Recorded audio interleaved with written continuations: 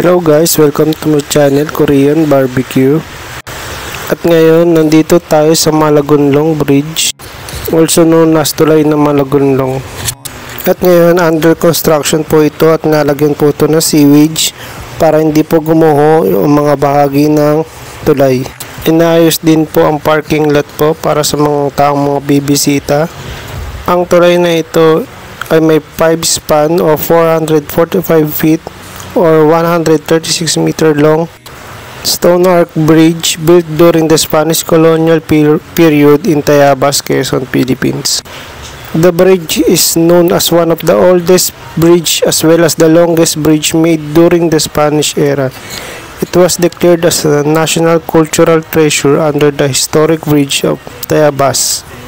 The bridge was built between the 1840 and 1850 under the direction of the Fray Antonio Mateos, a Franciscan priest who served as the Ministro del Pueblo of Tayabas.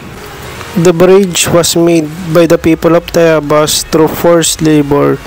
It is estimated that 100,000 adobe blocks was used to build the bridge. An inscription of the bridge indicates that it was inaugurated in 1850. In 2010, the local government of the municipality of Tayabas declared the 11th historical bridge of Tayabas, including Malagonlong Bridge, a historic bridge for protection purpose. How to get to Puente de Malagonlong in Tayabas City? Puente de Malagonlong in Tayabas City is a 4 to 5 hours drive from Manila. Number 1, take the buses bound to Lucena Grand Central Terminal. Number 2, from the Grand Central Terminal, take a jeep ride to Tayabas. And number 3, from Tayabas City, Malagonlong Bridge is about 15 to 20 tricycle ride from the city center. And that's it guys. 15 to 20 minutes lang ay nasa from Tayabas City to Malagonlong Bridge ay makakapunta na kayo dito sa tulay na ito.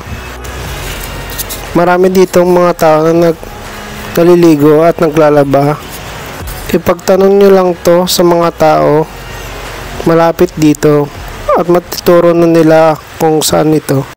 From Camarines, 30 to 40 minutes ay makapunta na kayo dito sa Puente de Malagonlong. At kung pupunta naman po kayo ng Pabisayas, padadaanan nyo po ito kasi dadaan po ito ng Tayabas Bypass Road, bagong kalsada po na papunta sa Visayas. At dadaan din po ito ng Tayabas Pagbilao Road.